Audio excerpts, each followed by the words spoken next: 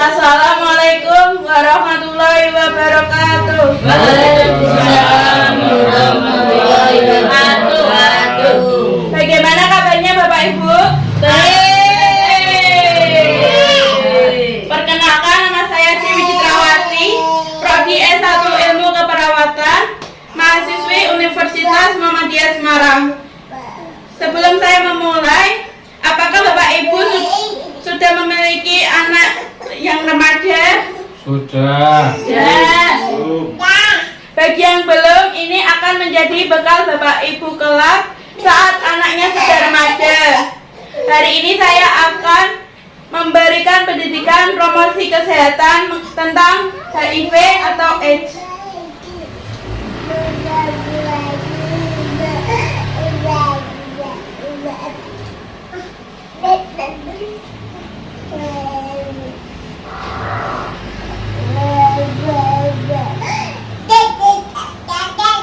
HIV singkatan dari Human Immunodeficiency Virus merupakan virus yang dapat menyebabkan AIDS dengan cara menyerang sel darah putih yang bernama sel CD4 sehingga dapat merusak sistem kekebalan tubuh manusia.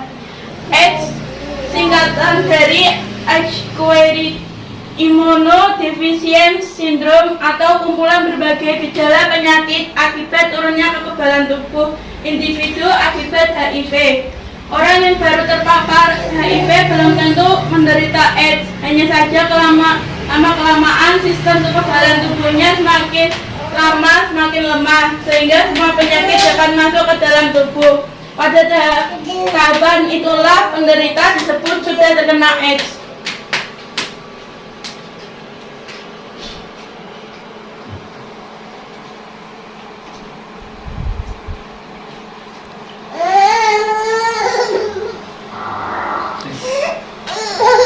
Penyebab HIV atau AIDS. Virus masuk ke dalam tubuh manusia terutama melalui perantara darah, semen, dan sekret vagina. Setelah memasuki tubuh manusia, maka target utama HIV adalah limfosit CD4 karena virus mempunyai afinitas terhadap molekul permukaan CD4. Virus ini akan mengubah informasi genetiknya ke dalam bentuk yang terintegrasi di dalam informasi genetik dari sel yang diserangnya, yaitu merubah bentuk RNA menjadi DNA menggunakan enzim reserve transkriptase. DNA provirus tersebut kemudian diintegrasikan ke dalam sel hospes dan selanjutnya diprogramkan untuk membentuk gen virus.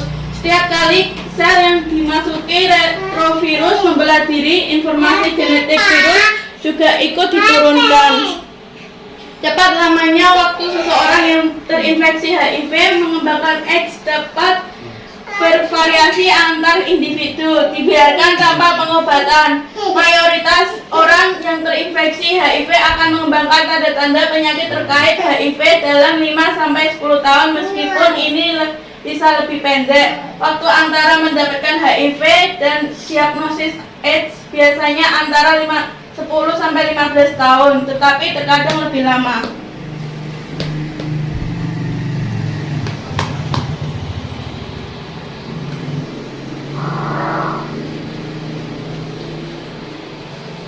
Gejala HIV atau AIDS. Tahap 1, infeksi HIV akut.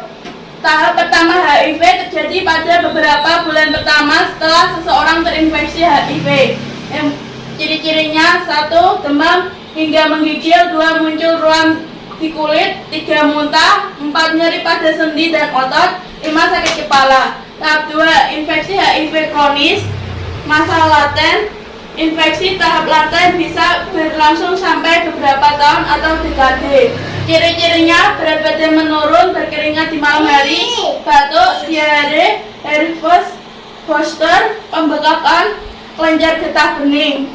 Tahap 3, AIDS. Pada tahap ini sistem kekebalan tubuh sudah rusak parah sehingga penderita akan lebih mudah terserang infeksi lain. Ciri-cirinya: bercak putih di lidah, mulut, kelamin, dan anus, bintik ungu di kulit yang tidak bisa hilang, 3. Demam yang berlangsung lebih dari 10 hari, diare kronis, infeksi jamur di mulut, tenggorokan atau vagina. 6. Mudah memar atau berdarah. 7. Pembekakan kelenjar getah bening di ketiak, leher, dan selangkangan. Tubuh terasa mudah lelah, mudah marah atau depresi. 10. Sesak nafas. 11. Ruam atau bintik di kulit.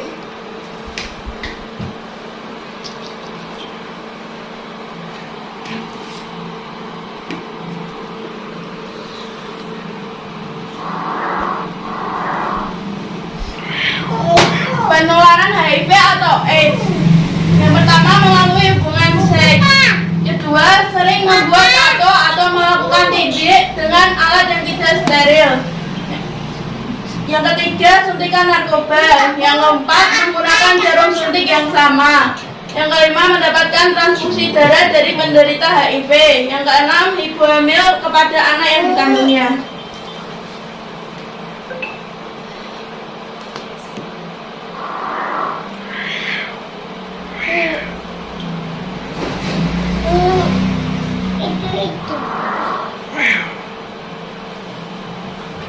Pencegahan HIV atau AIDS. Melakukan hubungan seks setelah menikah. Setiap ada pasangan tidak berkontak ganti. Tidak menggunakan jarum suntik yang sama. Menghindari narkoba. Tidak membuat tato atau tindik. Kalaupun membuat tato atau tindik, menggunakan alat yang steril. Ibu hamil yang terkena HIV tidak boleh menyusui anaknya yang baru lahir.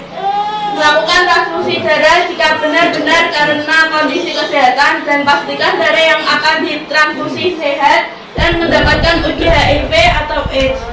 Mengadakan berbagai jenis kegiatan dan kampanye untuk memberikan bimbingan moral kepada remaja dan anak muda. Sosialisasi ini bermanfaat untuk memberikan ilmu-ilmu tentang apa itu AIDS, penularan AIDS, dan metode pencegahan penularan AIDS.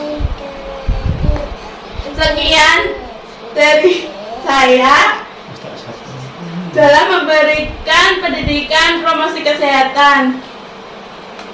Assalamualaikum warahmatullahi wabarakatuh. Waalaikumsalam.